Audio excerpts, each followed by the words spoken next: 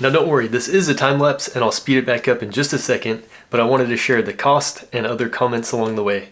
I did do a bunch of YouTube research first and I had to convince my wife, but we ended up saving a bunch of money and I learned a bunch doing it ourselves. And yes, that's a window next to my desk for the next bathroom, but you'll see in just a minute. So obviously we had to start with the demo first. We had extensive water damage. The old shower tile was leaking and also the old window was leaking. For all the new plumbing, I went with expansion PEX, also known as Uponor or PEX Type A. It was pretty inexpensive and it was super easy. It made the plumbing go by really quickly. Fittings and solder, $15. I cut out the old plumbing and I sweated on the new fittings. There's the expansion tool in action. I had to buy the tool and then the different size dies separately. That's part of my 6-way diverter valve. So I did the exterior demo and rebuild all in one day. That way we wouldn't have a huge hole in the side of our house, or if it rained or something, the whole outside would be done. The 6-way diverter body and fittings was about $90. The framing was a pretty fun part. I enjoyed that. It was pretty neat and it went together quickly. The studs and screws were about $60. So after the framing was done, I used zip flashing tape for the windowsill, installed the window, put some Tyvek house wrap on, brand new siding, painted it and everything all in one day. The window was about $160. I think the Tyvek wrap was like $40. A gallon of paint is roughly $25. I was glad to be getting to this stage and installing some new rock wool insulation as well as expansion foam around the window. I don't remember exactly how much a pack of rock wool was, but I think it was about $60. Canned foam is around $7. And as you can see, we're roughly at about $700 up to this point. From there, I was ready to hang the Durock. I removed my old shower drain, which was really tough to get off. It actually came out in pieces. And then I went with a new Flow Effects shower drain, which is really user-friendly. You should check those guys out. Then I floated our old shower curb. I actually made it out of bricks and then floated it. I don't recommend doing that. I probably would have done a form and poured a curb if I had to do it again. All of the cement and sand that I used for the dry pack was about $40. Then it was time to mix up my dry pack for the shower pan. A huge thank you to tile coach Isaac Ostrom on YouTube. Go check out his channel if you're considering DIYing your shower. He has some great tutorials and that's where I pretty much learned everything about building the shower pan and sloping it correctly. Now that Flow Effects drain comes in 2 parts. I glued and screwed the first one to the old drain, and here I'm adding some dry pack so the drain can sit on top of that.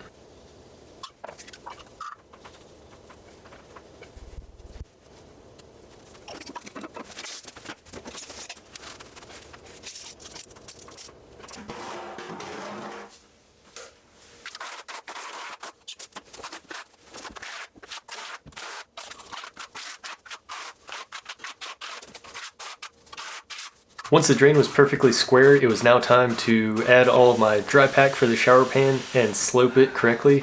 That way the water drains into the drain the way it should. This part was a lot of work, but it was also a lot of fun. If you're interested in the exact ratio that I used, check out my 2 other videos covering the bathroom build in great detail.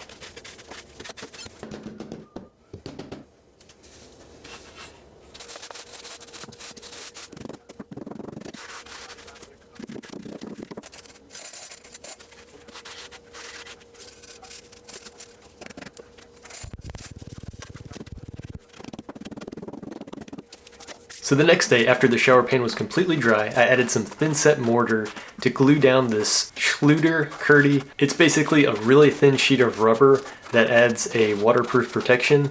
That way if any water gets under the tile, it's still going to drain down into the drain. I was able to buy the Schluter sheet by the foot. I think it was about 20 bucks.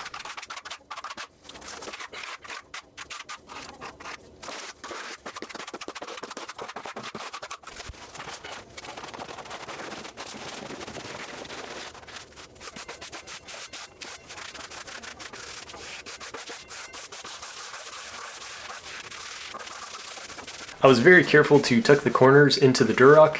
That way there's no cuts in the corners in case water gets to it.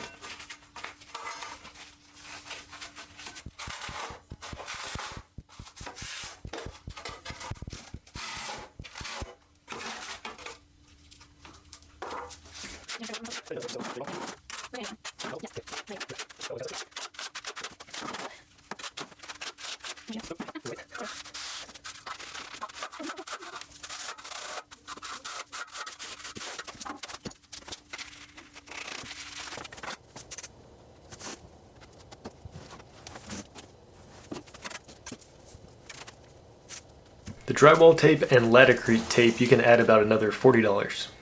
I sealed all the seams with mortar, then added Laticrete's waterproof membrane over the seams just to make another waterproof barrier.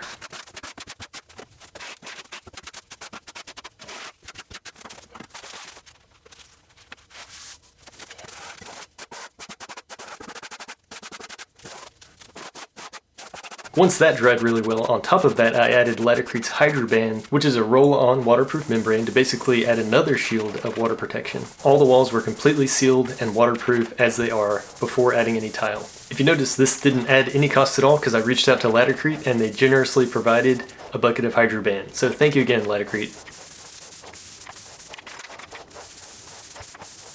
Now I decided to buy a rigid wet saw to do all the tile cuts, and I'm really glad that I did. The saw worked really well and all the cuts turned out great. It was my first time using it, but it was pretty easy and I'm glad that I went with it. The wet saw was about $670. The mosaic sheet tile was about $100. I pre-cut and dry fit all the mosaic sheets for the floor before installing those. That way I was certain the edge of the tile lined up with the drain perfectly.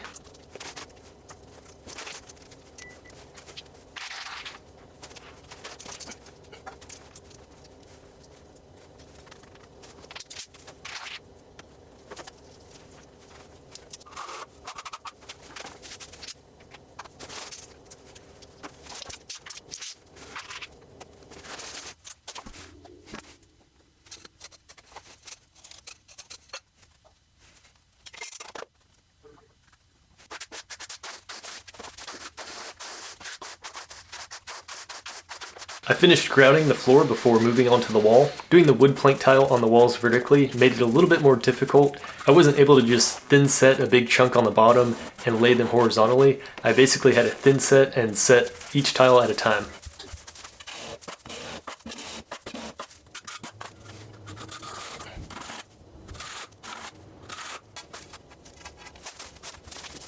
All the tile for the wall was about $300. I took tons of measurements and even used a laser level to make sure everything was perfect and square.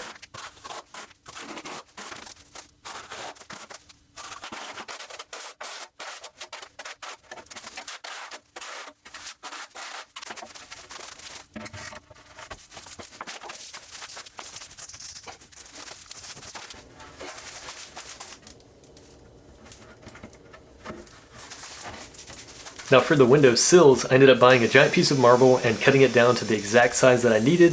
That way it would be nice and thin, and it would have stone all the way through the edge, and it would look really nice. The giant marble tile was about $60. Here I'm installing the remaining parts of the 6-way diverter valve. The valve body is sold separately from the valves and the trim. The 6-way diverter valve inserts and trim were about $300. I added a budget-friendly rain head before installing the shower heads and the glass door. The shower head and stem were about $50. The grout matching caulk was about $12. The sliding glass shower door was about $400. So up to this point, for the shower demo rebuild, including that exterior wall, we're at about $2,800. Now after the first half of the bathroom was done, I took a little break, and then one day I came home and my wife was chipping up the rest of the bathroom tile. We ended up renting a chipper to finish the floor, and then that started the demo for phase 2 of the bathroom in the vanity area. We took the opportunity to remove a wall that was partitioning the toilet and shower area from the sink. Then we ended up turning what was once a single sink to a double sink vanity. I split all the plumbing and drain lines into 2 and then patched all the drywall.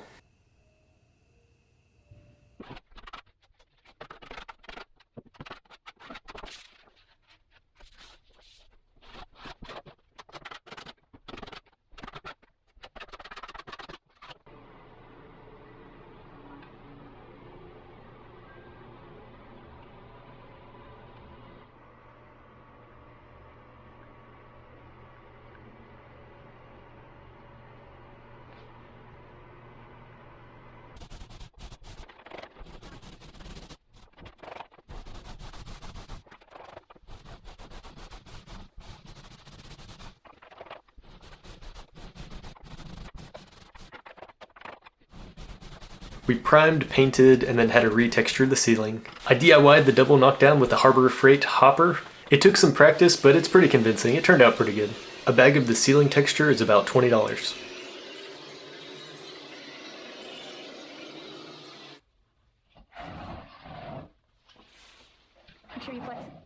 So make sure you flex when you do that.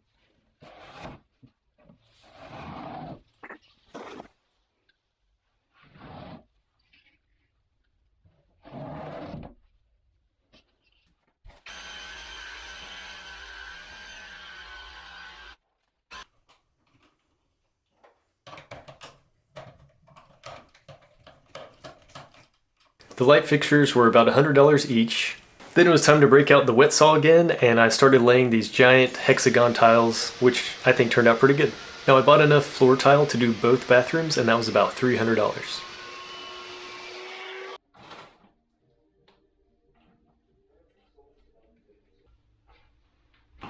Lots of grouting, and then it took a while to remove all the grout and grout haze.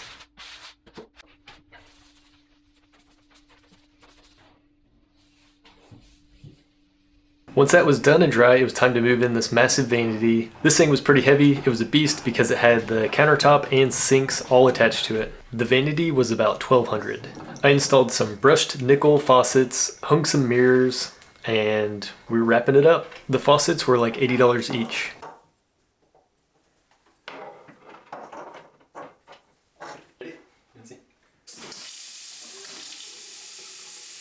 Miscellaneous trim at like $20. So I went through a pile of receipts and added everything up, which added about another $3,000, give or take a few hundred. So all in, we're at about $7,800 for our entire bathroom DIY. Let me know below if that's a good deal or if you think we paid way too much. It was a lot of work doing the bathroom remodel and filming everything, editing this video, and adding up all the cost. If you like this video, please give it a like, and thank you for watching.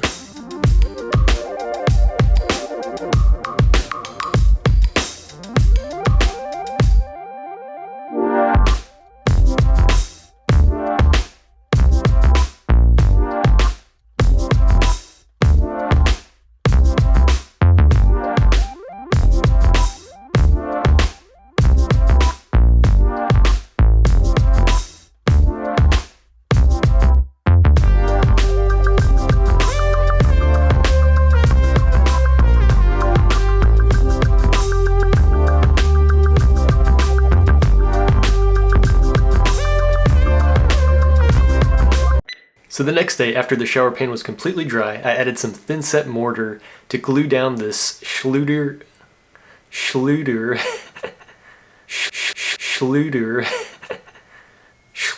Curdy. It's basically like a rubber mat.